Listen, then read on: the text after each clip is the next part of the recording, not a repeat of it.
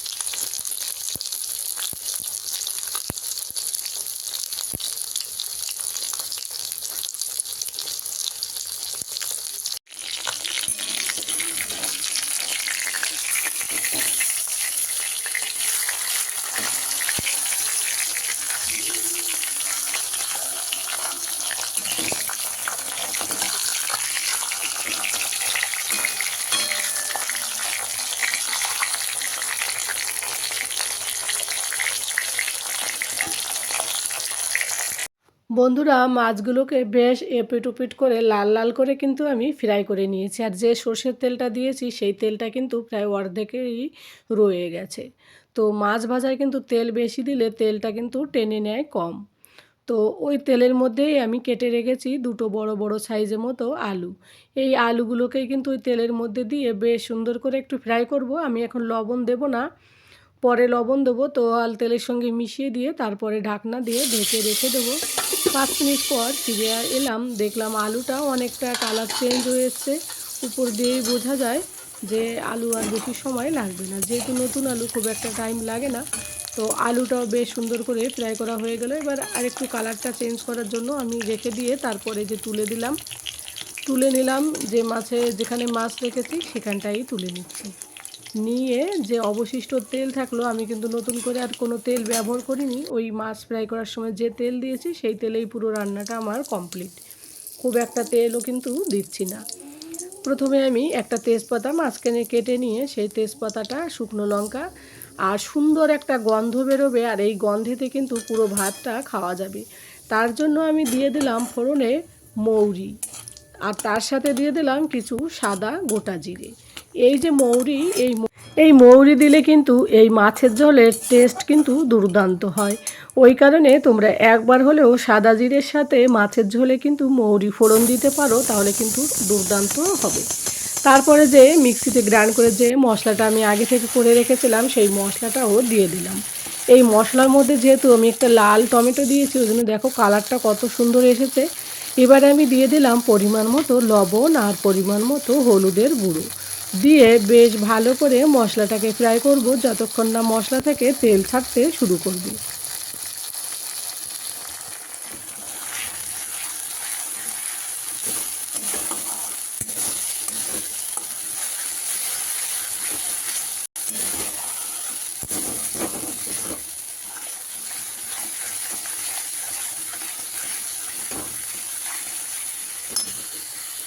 এরপর বন্ধুরা, মশলাগুলো বেশ সুন্দর করে ফ্রাই করা হয়ে গেছে, এর থেকে তেল বেরোতে শুরু করলো, তখন কিন্তু আমি আলুগুলো দিয়ে বেশ ভালো করে মশলার সঙ্গে মিশিয়ে দিলাম।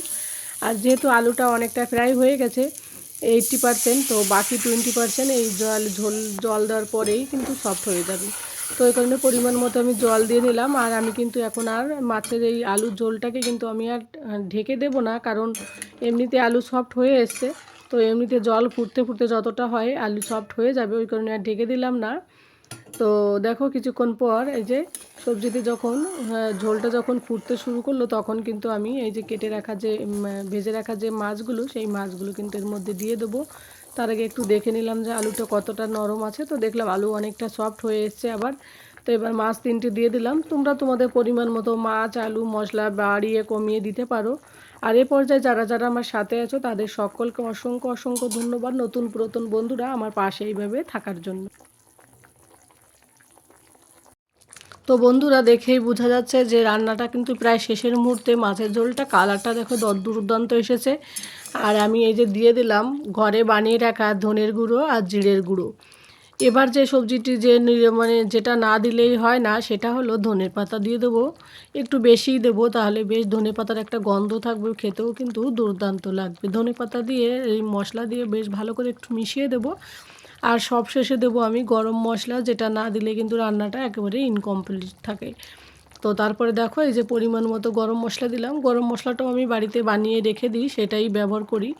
তো এইগুলো দিয়ে একটু হালকা করে মিলিয়ে দেবো। আর দেখো ঝোলটা অনেকটা শুকিয়ে যাচ্ছে। হালকা পাতলা মাছের ঝোল এরকম থাকলে দুপুরবেলা শীতের দিনে গরম গরম ধোয়া ওটা ভাতের সঙ্গে আর কিছুই লাগবে না, খেতে কিন্তু দুর্দান্ত লাগবে। বাড়ির সকলে কিন্তু এইভাবে কিন্তু মাছের ঝোল রান্না করলে সকলে কিন্তু খুব চেটেপুটে খাবে বন্ধুরা। তাই একবার হলেও আমার মতো এইভাবে মাছের ঝোল রান্না করতে পারো। তোমাদের দেখো সার্ভ করে রান্না করা কমপ্লিট করার পর সার্ভ করে দেখাচ্ছি। খেতে দুর্দান্ত হয়েছিল, আমি রান্না করছি বলে বলছি না। হালকা পাতলা আলু দিয়ে মাছের ঝোল এরকম খেতে কিন্তু বেশ মজাই লাগছিল। তো তোমরা ট্রাই করতে পারো। আর যে যেখান থেকে আজকের রেসিপি ভিডিওটি দেখছো তাদের সকলকে অসংখ্য অসংখ্য ধন্যবাদ আমার পাশে এইভাবে থাকার জন্য। আর বন্ধুরা যদি আজকের রেসিপিটি ভালো লাগে তাহলে ছোট্ট একটা কমেন্ট করে দিও এবং একটা লাইক করে দিও। তোমাদের একটা লাইক একটা কমেন্ট আমাকে পরবর্তী ভিডিও বানাতে ভীষণ উৎসাহিত করে। তো দেখো বন্ধুরা সার্ভ করলাম, কত সুন্দর এসেছে। তারপরে উপরে যে ধনেপাতাগুলো দেখে প্রাণটা একদম জুড়িয়ে গেল। খুব সুন্দর হয়েছিল, একটা গন্ধ এসেছিল ধনেপাতার। ধনেপাতা বেশি দিলে কিন্তু বেশ সুন্দর একটা স্ট্রং মানে একটা গন্ধ বেরোয়, খেতেও বেশ মজা লাগে। তো এরকম হালকা পাতলা মাছের ঝোল থাকলে আর কিছুই লাগে না। তো বন্ধুরা আজকের রেসিপিটি এখানে শেষ করছি। সকলে ভালো থাকো, টাটা।